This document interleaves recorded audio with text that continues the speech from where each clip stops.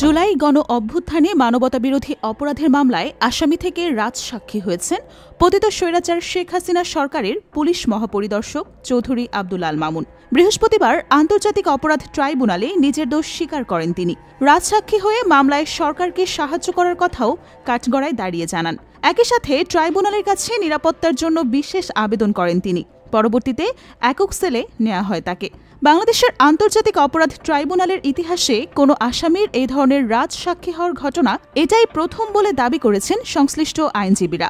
রাজসাক্ষী আসলে কি, কারাই বা হতে পারেন রাজসাক্ষী, আর এটার উদ্দেশ্যই বা কি?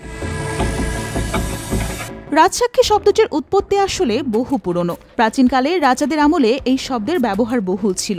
মূলত রাজকালে যে ব্যক্তি রাজপক্ষে সাক্ষ্য দিতেন তাকেই ডাকা হতো রাজসাক্ষী, যার মানে রাজ্যের সাক্ষী। সাক্ষ্য আইন প্রণয়নের সময় রাজ্য প্রথা চালু থাকায় আবির্ভূত হয় শব্দটি। পরবর্তীতে যেটির অর্থ দাঁড়ায় রাষ্ট্রের সাক্ষী হিসেবে।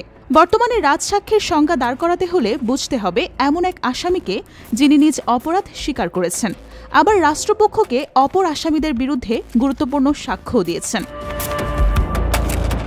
কিন্তু কেনই বা কোনো মামলার আসামি রাজসাক্ষী হতে চাইবে?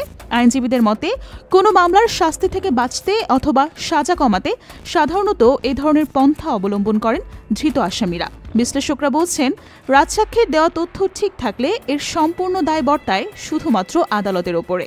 সেক্ষেত্রে আদালত তাকে ক্ষমা করতে পারেন বা সাজা কমিয়ে দিতে পারেন। কিন্তু রাজসাক্ষী হয়ে মিথ্যা তথ্য দিলে ক্ষমা বাতিল হয়ে মূল মামলায় আসামি হিসেবেই বিচার করা হয়। কোনো আসামি রাজসাক্ষী হতে চাইলে প্রথমে তাকে রাজসাক্ষী ঘোষণা করে কারাগারে রাখা হয়, যাতে অন্য কোনো অপরাধী বা ব্যক্তি তাকে প্রভাবিত করতে না পারে। সাক্ষ্য আইনের ১৩৩ ধারা অনুযায়ী এক্ষেত্রে তার উপযোগিতা বিবেচনা করতে হবে। তবে রাজসাক্ষীর একক সাক্ষীর উপর ভিত্তি করে সাজা দেওয়া আইনসঙ্গত হলেও আদালতের দাবি অনুযায়ী তার বক্তব্য অন্যান্য প্রমাণ দ্বারাও সমর্থিত হতে হবে।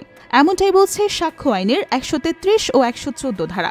পেছনের কারণ হিসেবে বলা হচ্ছে, অন্যদের ফাঁসানোর উদ্দেশ্য অনেক সময় মিথ্যা সাক্ষ্য দিতে পারেন রাজসাক্ষী। তাই বিচারকরা সাধারণত তার তথ্য বিশেষ সতর্কতা ও সন্দেহের চোখেই বিবেচনা করে থাকেন। মূল কথা হলো, কাঁটা দিয়ে কাঁটা তোলার মতোই রাজসাক্ষীর প্রক্রিয়াটি। যেখানে অপরাধের মূল চক্রকে শনাক্ত এবং শাস্তি নিশ্চিত করা হয় সেই চক্রেরই ভেতরের কারো থেকে। চৌধুরী আব্দুল আল মামুনের স্বপ্রণোদিত হয়ে রাজসাক্ষী হওয়ার ঘটনাটি জুলাই গণহত্যার মামলার মোড়টি ঘুরিয়ে দিতে পারে বলে ধারণা করা হচ্ছে।